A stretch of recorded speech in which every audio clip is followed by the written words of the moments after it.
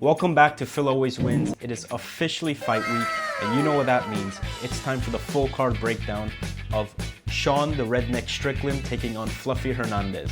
Let's go. To start the prelims off, we have a women's flyweight bout between Juliana Miller and Carli Judice. Now, Carli Judice is a massive favorite here. I think she's times 1.12, while Juliana Miller is times 6.2. Now that is a big difference. Juliana Miller, she's 5-3. She's 1-0 in the UFC. She just won her last bout via unanimous decision, but as per her performance, I wasn't too impressed. She's a heavy grappler with poor striking skills, and she literally leaves her chin on a silver platter, waiting to be countered whenever she throws a punch. And even when she seems to land her punches, you can kind of tell there's no power behind her shots. She doesn't really throw punches with confidence or commits to it because obviously she's a grappler. But I think in this fight, it's really going to cost her, especially against a talented striker such as Carli Judice. And although she is a really good grappler, all she did in her last fight against Petrovic was take her down for 2 rounds. She didn't really land any damaging shots.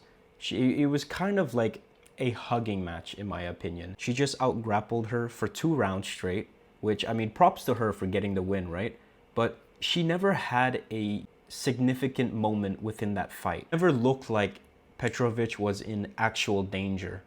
You know, it just seemed like she was stuck on the ground, which, again, all credit to her, but I don't think it's going to work in this fight. Then we got Carli Judice, who is 5-2. She's 2-0 in the UFC, coming off back-to-back KO wins. And Judice is a talented kickboxer who is sort of like a sniper. She kind of stays on the outside and picks her shots. I like that she waits patiently. She doesn't rush her opponent. She doesn't try and get you out early, but she will get you out early. Slowly wears you down, and eventually she gets the KO every time. I like that she's very technical, and I think this is really going to cause some serious problems for Juliana, given that her striking is not the best. And when it comes to striking, Carli Judice is 10 times better, if not 20 times better. Juliana has little to no striking. So her game plan here is definitely going to be to grapple and try and get this fight to the ground. But Judice has good enough takedown defense, as she showed in her last fight. And so you give her another grappler, especially a grappler that can't strike. You know, I think it's going to be a quick night. I'm predicting round 1 or round 2 KO for Carli Judice here. Next up, we have Jordan Leavaitt taking on Yadier Valle. Now, we have another grappler versus striker matchup here. I think Yadier Valle is going to win here. I'm taking the striker again to win here. Jordan Leavaitt, the Monkey King, is 12-3, 5-3 in the UFC with 2 KO wins and 2 submission wins, which is not bad in hindsight, but let's get into that. Jordan is a very sticky grappler. He'll literally just stick to you the whole fight until he finds an opening and gets his submission. That's literally his game plan. He's not that good at striking, and I think he's very easily counterable. Not to mention that he doesn't have any power behind his hands either. Although he has 2 KOs in the UFC, on the record it looks nice. When you go and watch the footage, both of those KOs didn't necessarily come from power. His first KO came from literally slamming Matt Weeman on the mat. He picked him up and dropped him headfirst on the mat, which KO'd him. And his second KO against Victor Martinez came from knees within the clinch. So obviously credit for him to getting the KOs, but it's not like he generated that power from his hands or kicks, right? So that's what I'm saying. He doesn't have that much power despite having 2 KO wins. In his last fight, he did grab a nice round 1 submission win against Kurt Hollebag, but I don't know. He's not really a reliable fighter. He's definitely going to be looking to get a submission win here. And I think if he doesn't get the submission, it's not going to go his way. It's either he gets a submission or he loses this fight. Even when he was grappling with Paddy Pimblett, you know, he was able to dominate Paddy in the first round, which was impressive. But when he was grappling, did he land any ground and pound? No, he didn't. Did he do any damage? No, he didn't. In round 2, he was already exhausted and Paddy took advantage and knocked him out. As for his opponent, Yadier Del Valle, he is 10-0, 2-0 in the UFC with both of his wins coming by submission. Yadier had a controversial win in his last UFC fight where he won by submission, but it wasn't because of the quality, more like if it was rigged or not. Right before the fight, a ton of money was put on him to win via submission, which was strange because he was the underdog, right? So somebody knew something. Either his opponent got paid off and he got the submission win, or there was an injury leaked that nobody knew about. Either way, something got leaked and a ton of people bet on Yadier to win by submission. However, despite that, Yadier did spend a lot of time training Muay Thai to fight in his debut fight, which I think really showed, he displayed some nasty low kicks. Although he hasn't KO'd anybody just yet, you can kind of see the potential in his power.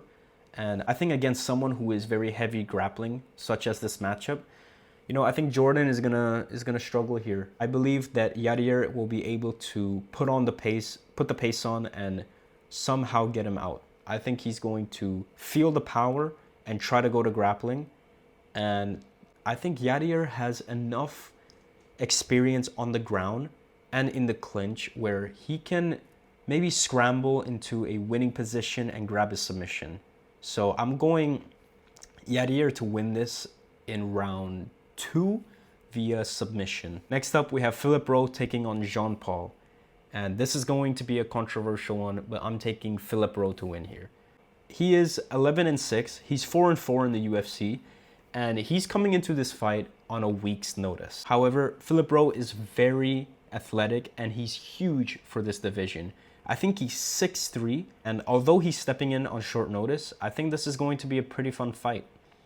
Philip Rowe has very good striking, as we know, with tons of power. I mean, all 4 of his wins in the UFC have come by KO. But he tends to struggle when his opponent can grapple. He has so much potential, and I think both guys are going to be equally as hungry.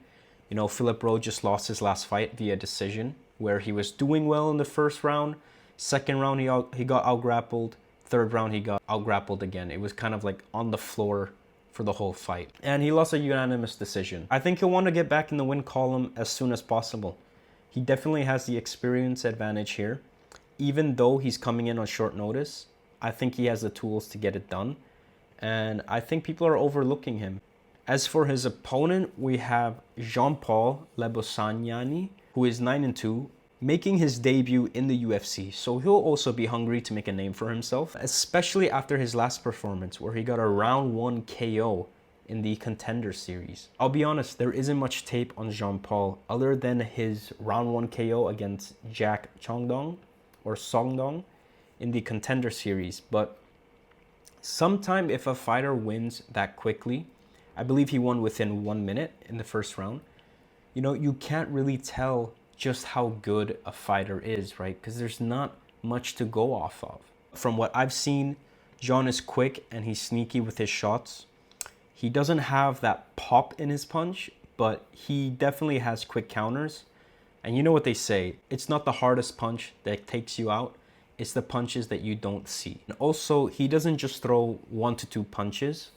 He throws long combinations, which I really like. And I like the way that Jean is able to sneak in his head kick too, which is what granted him that KO win in his last fight. But I haven't seen his grappling skills just yet. I do know that he's a black belt in jiu-jitsu, but as per his grappling or wrestling, we haven't really seen him take anyone down or control them on the ground. So I think Philip Rowe is going to be able to use his size advantage and reach advantage to somehow get the KO win here if Jean-Paul decides to stand and strike. Next up, we have Ramiz Brahimaj taking on Punahele Soriano. And I have Ramiz to win here. He is the underdog king. But in this fight, he is times 1.74, I believe, while Soriano is times 2. So he's only a slight favorite. But the reason I say he's the underdog king is because he cashed as an underdog in his last 3 fights. He's 13-5. He's 5-3 in the UFC. Currently rocking a 3-fight win streak, with 2 of those being submission and 1 being a nasty KO against Mickey Gal. He was a plus 310 underdog in his fight against Billy Ray Goff and proceeded to choke him out cold. And Ramiz completely outclassed him and drained him down with takedowns and clinch work. And it was an absolute beating. Now, for those that don't know, plus 310 is about times 4. Then he was a plus 130 underdog against Mickey Gall, and Ramiz looked really good once again. He was dominating in the striking until he got a beautiful KO with a right hook to the temple. And in his last fight, he was a plus 240 underdog, and once again, he proved everyone wrong. He landed a nasty head kick and followed up with his signature guillotine choke. They keep doubting Ramiz as a fighter, but he's very well-rounded. And, you know, he has power. He can strike, he can wrestle, yet the books always think he's going to lose for some reason. But not this time. You know, as I mentioned before, for once, he's the slight favorite to win this fight. Now, Soriano is 12-4, 6-4 in the UFC, and he is also rocking a 3-fight win streak. So somebody here is going to lose their winning streak. Although Soriano won his last 2 by decision, and he also won one by KO against Uras Medic, who is fighting in the co-main of this event. Now, Soriano is a very heavy grappler, and he can out-grapple you for 3 rounds straight, which he did against Nikolai in his last fight, which was basically a snooze fest, but hey, a win is a win, right? But I do think Ramiz is talented enough to defend his takedowns here, and to be honest, Ramiz may even be better on the ground, given from what I've seen. Soriano also has decent knockout power, with 4 of his 6 wins coming by way of knockout. The biggest name he's KO'd is Uras Medic. I'm not too convinced that his striking is at an elite level, despite having 4 KOs in the UFC. You know, we've also seen him been chinned or dropped within fights, which could be worrying.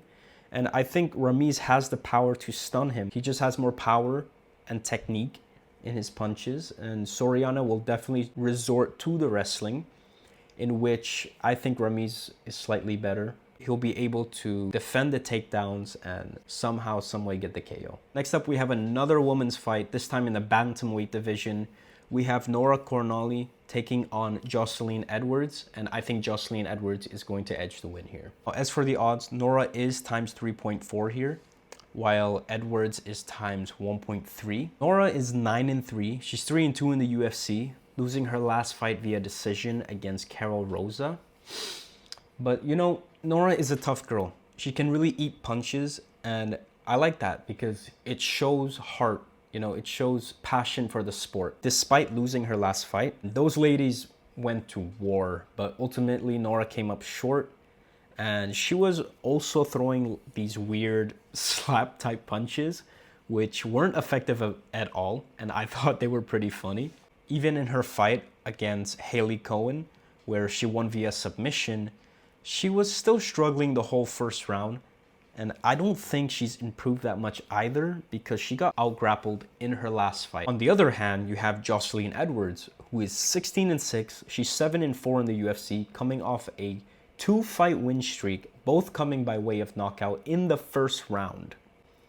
Now, Edwards is tall and technical, while Nora is more of a brawler and fights in the pocket. Edwards has decent power and picks her shots from a safe range, kind of like a sniper. She does have a 7-inch reach advantage here, which I think she will definitely use to her advantage.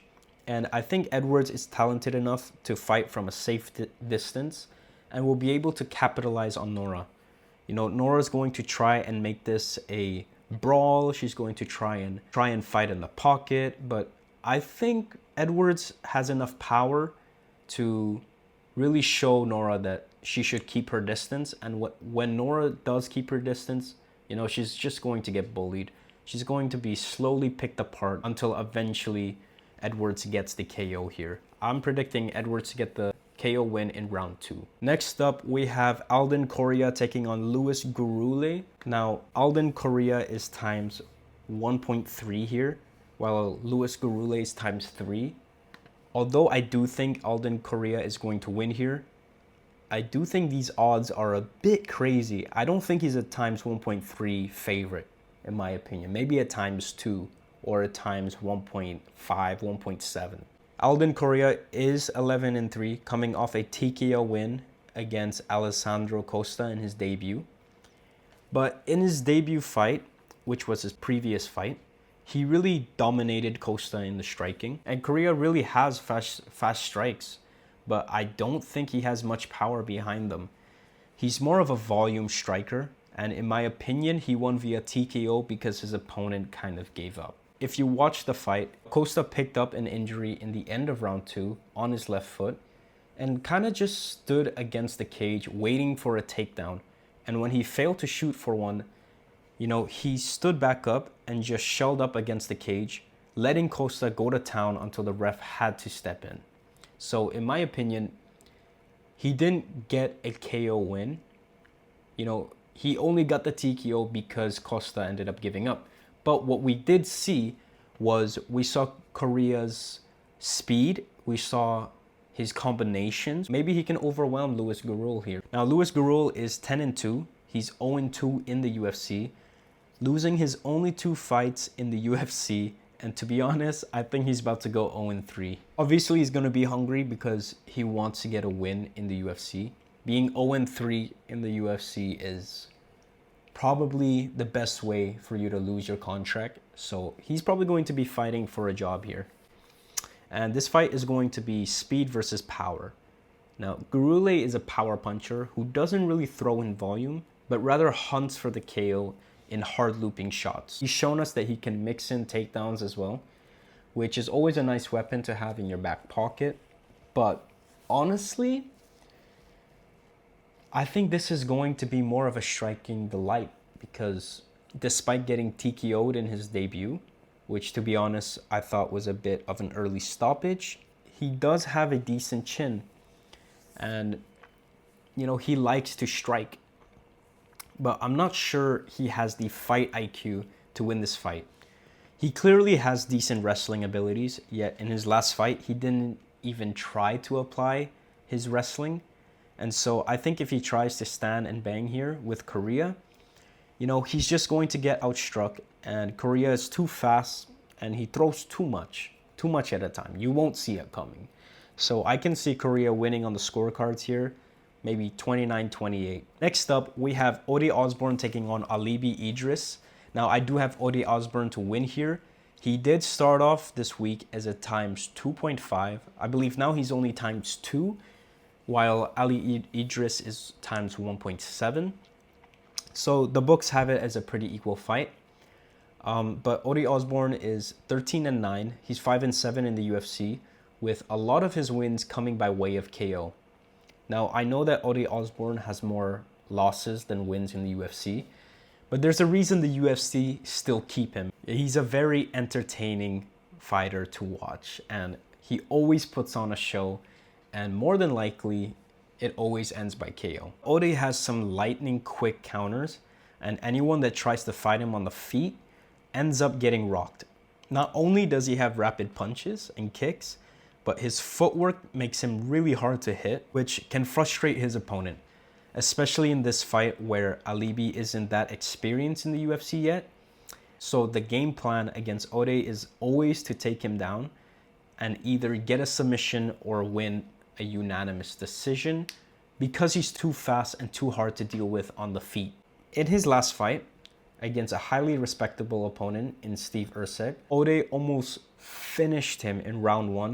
You know, he rocked him good, and he just couldn't get the finish. And Erceg decided to take him down for the next 2 rounds and ultimately won a unanimous decision. Sometimes we do see Ige slow down after round 1, and I do think round 1 is when he is the most dangerous because he's so quick and he holds so much power. As for his opponent, Alibi Idiris is 11-1. This is basically going to be his debut fight, but he did fight in the UFC 319 card. I believe it was Road to the UFC finalists, where he did end up losing in round 2 or round 1 via submission. Alibi is also an elite striker, but if I'm going to be honest, I think he's going to struggle here. You know, first of all, I don't like the size difference between Alibi and Ige here. Ige seems much bigger and has a 13-inch reach advantage. And like I said, if you try to stand and bang with Ode, you're going to struggle. You're going to feel his power. You're going to get knocked down. You're going to get hurt. So can Alibi really wrestle is the question.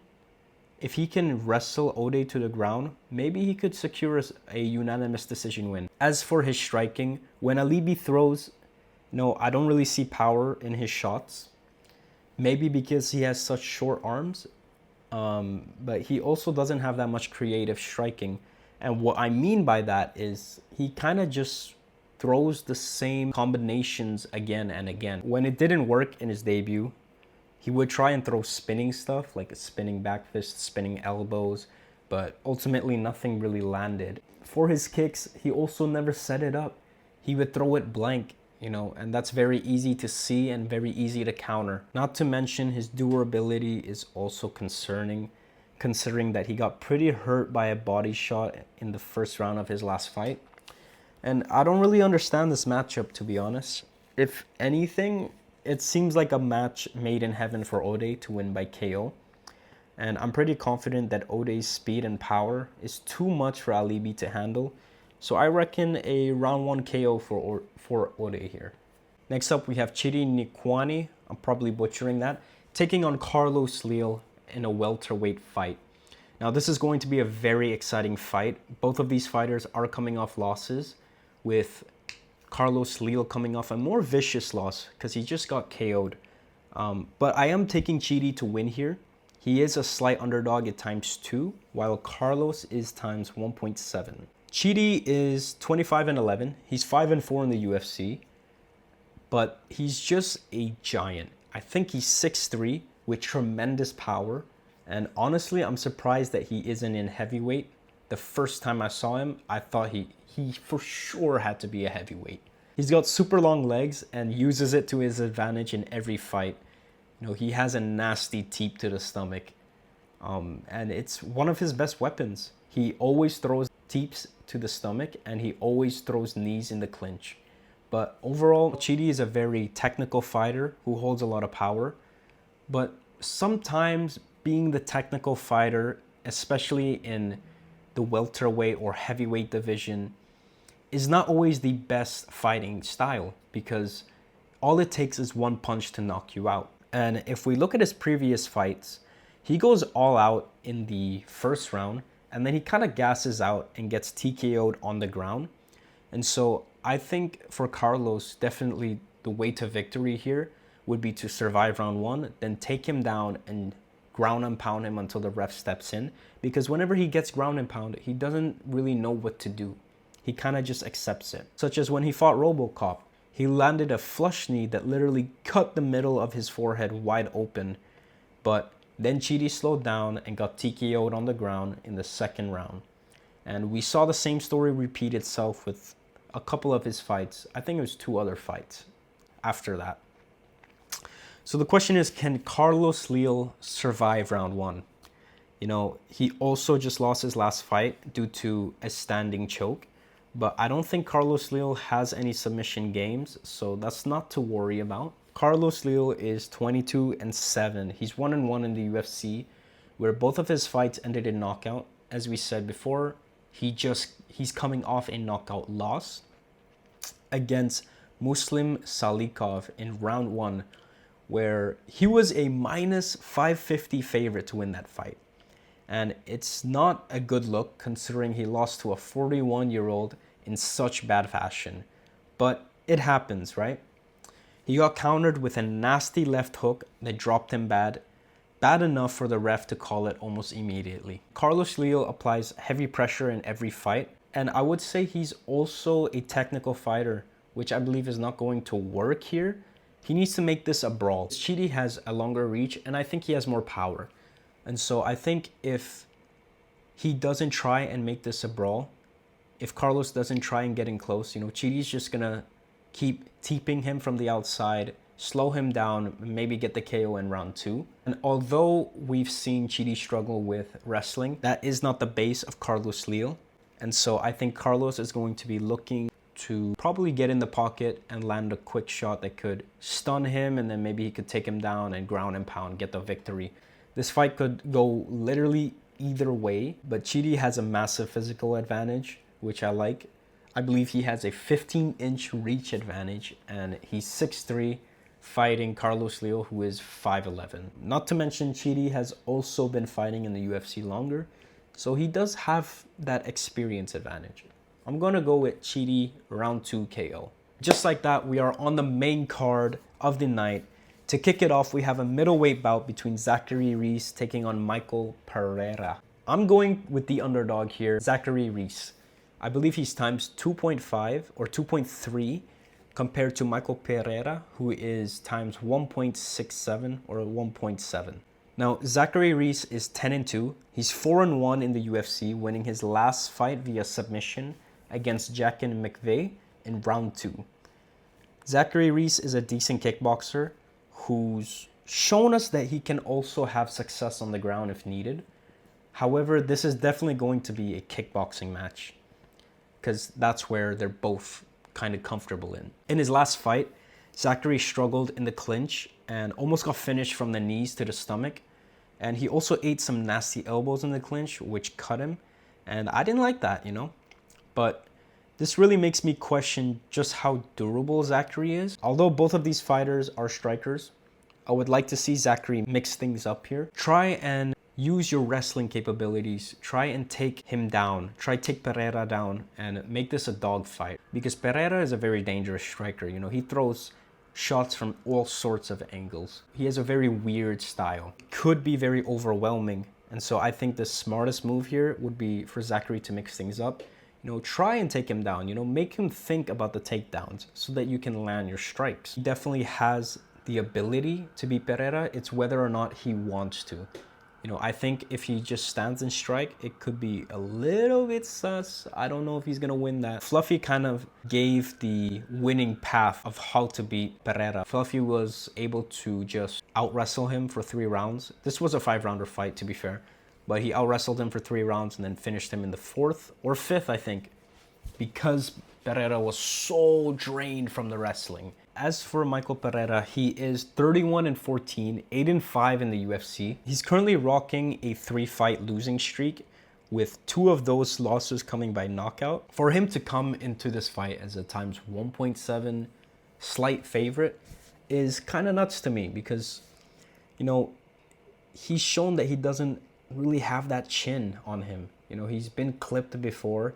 Maybe he's past his prime. Maybe it's time to slow down and, you know, call it a career. I mean, he has 14 losses. Michael Pereira is one of those fighters where I initially thought he would do very well in the UFC, given his unique style. You know, he has such good physique, and I love his wild style of fighting. But to be honest, I think he's more of an entertainer than a great fighter. I mean, I love watching him fight, don't get me wrong. He even did a backflip on Nico Price when Nico Price was on the ground. Again, that was more for entertainment, right? It wasn't that effective, but it was very entertaining to watch. And although Michael Pereira has some decent power and a very entertaining striking style, I do think his best days are behind him, and I don't think he has a good chin anymore. And so I'm taking Zachary to win this via KO in round 2. Next up, we have Jacobe Smith taking on Josiah Harell in a welterweight bout. I do have Jacobe Smith to win this. He is a good favorite here. He's times 1.4, while Josiah Harell is times 3. So he is a pretty heavy favorite. This is going to be a really interesting fight because both of these fighters have yet to lose. Josiah Harell is 7-0, making his debut against a rising prospect in Jacobe Smith, who is 11-0. And so someone's O has got to go. And I think it'll be Harell to lose his O. Jacobe Smith is 2-0 in the UFC. He has 1 KO in his debut and 1 submission, which was against Nico Price, who isn't that good, right? Let's be honest. But Jacobe Smith is one of those prospects that is super dangerous in the first round.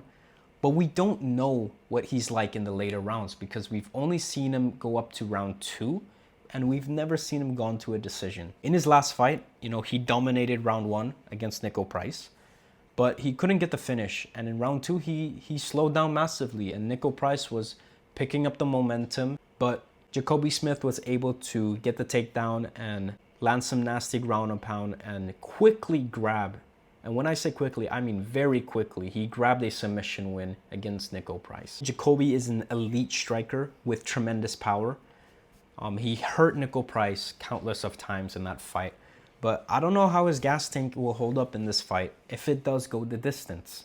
And also, he was a massive favorite in both of his fights. He was minus 550 in his first fight and minus 2,500 against Nico Price, which is one of the biggest favorites in UFC history. You could argue that the UFC have been feeding him bums in order to kind of build his record. We have Josiah Harell, who is coming in about a week and a half notice for this fight. And it's not an easy fight. Jacobe Smith is a big, strong guy. And I feel like Josiah is too much of a passive fighter to win this fight. You know, Jacobe is the bigger fighter and always comes out aggressive, while Josiah kind of waits more to throw counter shots. And even when Josiah is pressuring, he's kind of just stalking his opponent and still hesitating to throw punches. And that won't work against Jacobe Smith. I wouldn't say Josiah is a bad striker, but there's levels to this, and in my opinion, his striking is just not on UFC level. He doesn't generate enough power to cause problems for Jacobe here, and I think Jacobe is going to absolutely bully him. He's going to make this a war of a fight, and I don't think Josiah is ready for it. So I reckon round 1 KO for the UFC prospect Jacobe Smith. Next up, we have a heavyweight bout in Spivak Sergey taking on Ante Delija. Spivak is a times 2.2 underdog here, while Delija is a times 1.67. And I do have the favorite to win here, Ante Delija. Ante Delija is 26-7, 1-1 in the UFC, and in his last fight against Waldo, it was the first ever fight to be stopped and resumed again after VAR. After it showed that Delija eye-poked Waldo before getting a temporary TKO. They resumed the fight and Waldo knocked Delija out a couple seconds later. But in general, Delija is a quick striker with heavy hands and he likes to brawl. I think he's going to do the same thing in this fight. He has really quick combinations, especially compared to Sergey Spivak, who is more of a one-dimensional striker. I think he's going to be able to overwhelm Spivak here. Now, Sergey Spivak is 17-6. He's 7-6 in the UFC and rocking a 2-fight losing streak. Out of both of these fighters, Spivak definitely has the experience advantage, but he's a really slow striker and throws 1 to 2 strikes before resetting, and I don't like that. Sergey Spivak is big for this division, but I feel like that plays more as a disadvantage than advantage for him, because it kind of forces him to have this one-dimensional fighting style where he only throws 1 to 2 punches. You know, he's more of a powerhouse where he has power in his hands. Will it be enough? I don't know. He has slow kicks and he's very easy to counter. It's easy to see them coming. It's easy to dodge. But his upside is he has some wrestling ability, but he still failed to use it against strikers like Cyril Gane and Tom Aspinall. And I honestly can see him trying to get a takedown. Maybe he'll get 1 round in. He'll win 1 round. But then I think he's going to gas out. You know, he's just too big for his own good. I reckon Ante Delija is going to be able to get the finish here in either round 1 or 2 via KO. Next up, we have a featherweight fight in Dan Ige taking on Costa the Dalmatian, one of my favorite prospects. And I think Costa is going to win here. Costa is a times 1.5 favorite, while Dan Ige is close to times 3. He's times 2.8, which is a heavy underdog. But Dan Ige is 19-10. You know, he's 10-9 in the UFC, and he just lost his last fight against Patricio Pitbull via decision, which was a very embarrassing loss because Patricio Pitbull is not a good fighter. But I did have Patricio Pitbull to win that fight. I did have money on him. Anyways, Dan Ige is one of those fighters who's decent, but I believe he will never touch UFC gold. He has good boxing and has a lot of experience in the octagon. And this is going to be his 20th fight in the UFC. But he's the sort of fighter that prospects fight to test themselves against a ranked opponent. You know, the UFC gives fighters like Dan Ige to these prospects to see if they can make the ranking. And in most cases, these prospects end up winning. He's only 34 years old, which isn't too old, but he's definitely out of his prime.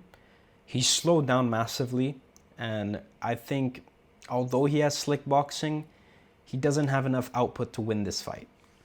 Even in his fight against Sean Woodson, where he won via TKO, which was, in my opinion, a very early stoppage. I mean, I would call it a bit lucky given that he was losing up until that point, and you know, Sean Woodson was still up, he was still moving, and the ref decided to call it, and I think it's a very poor decision. Costa, the Dalmatian, who is 25-7, he's 5-1 in the UFC, and he's coming off a brutal round 1 knockout against Morgan Sherrier, or however you pronounce that, where people thought that Morgan was going to cause a lot of problem for Costa, which I didn't understand. I think it was the odds were pretty even. They were both kind of like times 1.7 and times 2, with Costa being the slight favorite. But, you know, I couldn't see Morgan causing problems there. And obviously he didn't. He got KO'd by a beautiful head kick in round 1. It's not like that's the first time we've seen Costa's kicks. We've seen his speedy kicks before. You know, it granted him the KO in his last fight, but it also helped him win other fights in the sense that he's rocked his opponents a few times with that head kick. And he also has quick hands, and, you know, he throws with intent. You can tell every punch stings his opponent, and there is reason behind his punch, and that reason is to knock you out. He can comfortably take this fight to the ground if needed, but he's more comfortable in the striking, and I think he'll be looking to stand and bang with Dan Ige. And I think Costa is really going to cause Dan Ige some serious problems here. His speed and power may be too much for Dan Ige, and I reckon a round 2 submission or KO win. I'm not too sure. Coming into the co-main event of the evening, we have Geoff Neal taking on Uras Medic in a middleweight bout. And I'm quite surprised with the odds here. Uras Medic is a heavy underdog at times 2.7, while Geoff Neal is times 1.5. And I have Uras Medic to win here. Geoff Neal is 16-7. He's 8-5 in the UFC. And he had a strong start to his career, being 5-0 and beating fighters such as Belal. But he's coming off a nasty spinning elbow KO loss to Carlos Prates with literally 1 second left in the round. But even up until the KO, he didn't look that good in my opinion. You know, he seemed stuck, like he was getting out-pressured by Carlos Prates. And he was very hesitant to throw, while Prates was just full of confidence and throwing whatever he wanted, whatever felt right, he was throwing. But before that fight, he won because his opponent got a knee injury, and his fight prior to that, he lost to Ian Gary.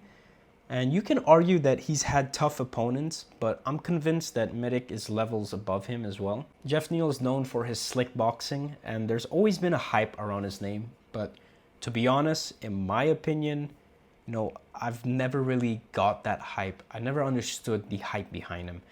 You know, I'm really surprised that the books have him as a decent favorite to win this fight, especially since he just got KO'd in such a nasty way. And I think he's going to struggle against a hungry and talented Uras Medic, especially since he's coming into this fight with all the confidence in the world after his back-to-back KO wins. And we'll get into that in just a second. So Uras Medic is 12-3. He's 6-2 in the UFC and coming off back-to-back KO wins. Uras Medic is the perfect mix of technical and chaos. You know, he only seems to struggle in fights when he gets taken down, but this fight is going to be purely striking. He has such a powerful jab that got him his KO against Gilbert Urbina, even after being dropped in that fight. You know, he made an immediate comeback, which speaks to his durability. You know, he got dropped, but got right back up and ultimately got the KO soon after. Really like that he's aggressive from the get-go. And, you know, he really puts on the pressure and tries to get you out of there early. I think maybe Geoff Neal is able to get 1 or 2 punches that stun Uras Medic, but I think he's going to recover and ultimately get the KO win here. You know, this fight is definitely going to end by KO. It's a matter of who's going to win by KO. And I think Uros Medic has a slight edge here, especially as an underdog at times 2.7. I think it's very worth it to put your money on this. And now for the main event of the evening. We have Sean, the Redneck Strickland, taking on Anthony Fluffy Hernandez. I am taking Anthony to win here. Anthony Hernandez is a heavy favorite, sitting at times 1.3 compared to Strickland's times 3.2. But you know, Sean Strickland is 29-7. He's 16-7 in the UFC, and he's coming off a loss in his rematch against Dricus du Plessis, where Dricus was able to break his nose. And if you watch that fight, you know, Sean Strickland just simply didn't do much, you know? He didn't do enough to win that fight. But I think he could have if he wanted to. Maybe he had an off day, I'm not sure. But ultimately, he got the loss there. If you watch Strickland, you know, he is a very good boxer, and he's able to walk you down, and it doesn't matter who the fighter is. He always walks them down and puts pressure on them, such as against Israel Adesanya, against Paulo Costa, against all these kickboxers, right? But what's one thing we never saw him do? We've never seen him fight a good wrestler, you know. Although I have heard that he has some pretty decent wrestling, we've never seen him try and use it in a UFC fight. While Anthony Hernandez, we know he is the type to take you down and freaking maul you, hit you, land some nasty ground and pound, tire you out for 5 rounds. He can do it for 5 rounds straight. You know, I think Sean Strickland definitely has a great opportunity to win this fight, but I think now it's Anthony Hernandez's time. It's not Strickland's time anymore. And I think Fluffy is going to get the win here. He is 15-2. He's 8-2 in the UFC, and he hasn't lost a fight since 2020, where he lost to Kevin Holland via KO in the first round, which I don't think that's a fluke loss, but I think he's really progressed in his UFC career. I think he's really improved, and he's found his style of fighting, which is taking you down, mauling you for 5 rounds and getting a win.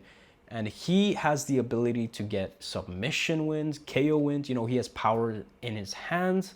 He can mix it up with the wrestling, and I think Strickland is going to struggle here. I think it's not even going to be close. You know, the only way I see Strickland winning here is not via KO, because I don't think he has that much power. But if he can walk Hernandez down and stop the takedowns and just keep on walking him down, you know, fighting on the back foot is what Sean Strickland needs the other fighter to do. If he makes you fight on the back foot, then you're going to tire out and he's going to dominate the rounds. And so that's what he's going to be looking to do. He probably been practicing his takedown defense, given that Fluffy will definitely go for this takedown. It's like a guarantee. And so, I don't know. I can't rely on Sean Strickland to win this fight. I think Anthony Hernandez is going to take the W here in round 4 maybe. Or this may even go the distance. He may win by decision or submission, in my opinion. And that is going to be it for my full card prediction. Make sure to subscribe so you guys know when I upload my next prediction for next week's fight. And make sure to follow me on Instagram so that you guys can check out my personal bets. Peace.